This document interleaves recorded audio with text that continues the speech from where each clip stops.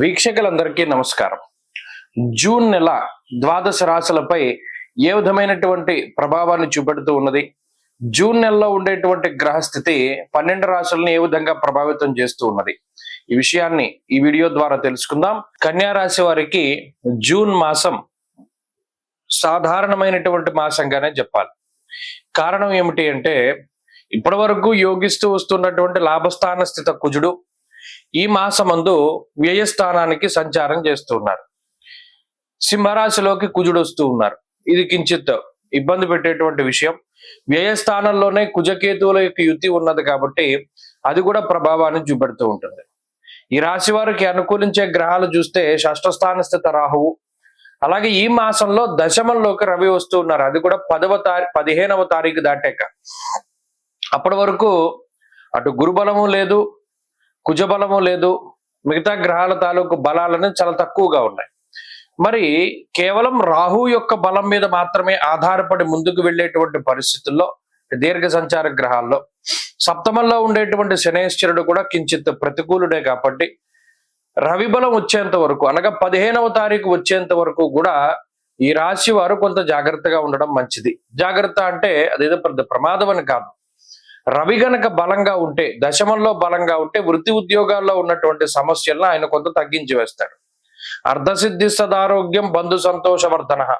దశమంలో రవి దిగ్బలంతో ఉంటారు కాబట్టి, అంటే ఈ 15వ తారీఖు వరకు ఉద్యోగపరమైనటువంటి ఒడిదుడుకులు, స్థాన చలనాలు, ఒక ప్రాంతాన్ని మారవలసి రావడము, ఉద్యోగంలో స్థాన చలనము, లేదా ఇల్లు మార్పు, ఇటువంటివి ఏమైనా ఉన్నా కూడా, కొంత మనం ఇబ్బంది పడ్డా కూడా కుదుట పడ్డానికి 15వ తారీఖు దాటాక మంచి సమయం దొరుకుతుంది. అలాగే షష్ఠ స్థానంలో ఉండేటువంటి రాహువు ఎప్పుడూ కూడా ఇబ్బందిని కలగజేయరు, అనగా అటు శత్రువుల యొక్క బాధ నుండి కాపాడుతూ ఉంటారు, అలాగే రోగముల తాలూకు బాధ నుండి కాపాడుతూ ఉంటారు, అలాగే రుణ బాధలు దగ్గరికి రాకుండా రాహువు కాపాడుతారు. ఈ 3 విషయాల్లో రాహు తనదైనటువంటి మాయని ప్రదర్శిస్తూ ఉంటారు. అందుకే శత్రువులు ఎవరైనా మీ మీద దాడి చేయాలనుకుంటారు, మీకు ముందుగా తెలిసిపోతుంది.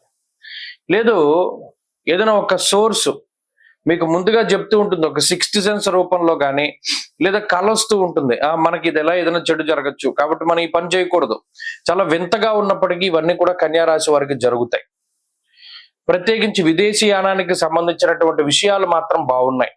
కన్యా రాశి వారు ఎవరైతే వేరే దేశం వెళ్ళాలి అనుకున్నారో, లేదా ఇప్పటికే వేరే దేశాల్లో ఉంటూ అక్కడ ఉద్యోగం రాక, లేదా ఉద్యోగపరంగా ఏదైనా ఇబ్బందులతో ఉన్నటువంటి వారు ఉన్నారో, వారందరికీ కూడా ఇబ్బందులు తొలగిపోవడానికి ఈ నెల చాలా ఉపయోగపడుతుంది. జూన్ నెల చాలా పాజిటివ్ గా ఉంటుంది.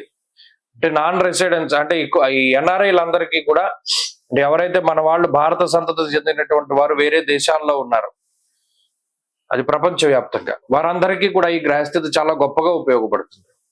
అలాగే వృత్తి ఉద్యోగాలకి సంబంధించి ఇది మంచి మాసమే. ఎందుకంటే కొంత ఒడిదుడుకులు ఉన్నప్పటికీ దశమంలో రవి వచ్చిన తర్వాత ఆయన దిగ్బలయుక్తుడే ఉంటాడు కాబట్టి అమ్మయ్య మనకు ఉద్యోగం పోదు, అలాగే ఉద్యోగం పోయే సందర్భాలు అవి కూడా తప్పిపోతూ ఉంటాయి. అదే మనకు ఖచ్చితంగా ఈ ఉద్యోగం పోతుంది, మన బతికి ఎలాగా అని బాధపడుతూ ఉన్నటువంటి తరుణంలో ఆ ఉద్యోగం పోకుండా దానిలో స్థిరంగా నిలదొక్కుకోవడానికి కూడా అవకాశాలు వస్తాయి. అది అందిపుచ్చుకోవాలి. అంతేకాకుండా ఈ రాశి వారికి ప్రత్యేకించి వ్యాపారపరమైనటువంటి విషయాలు బాగున్నాయి. ముఖ్యంగా వంశపారంపర్యంగా వచ్చేటువంటి వ్యాపార విషయాలు చాలా అనుకూలంగా ఉన్నాయి. ఆరోగ్య పరిస్థితులు బాగున్నాయి. విద్యార్థులకి ఈ మాసం మంచి ఫలితాలే కనబడుతూ ఉన్నాయి.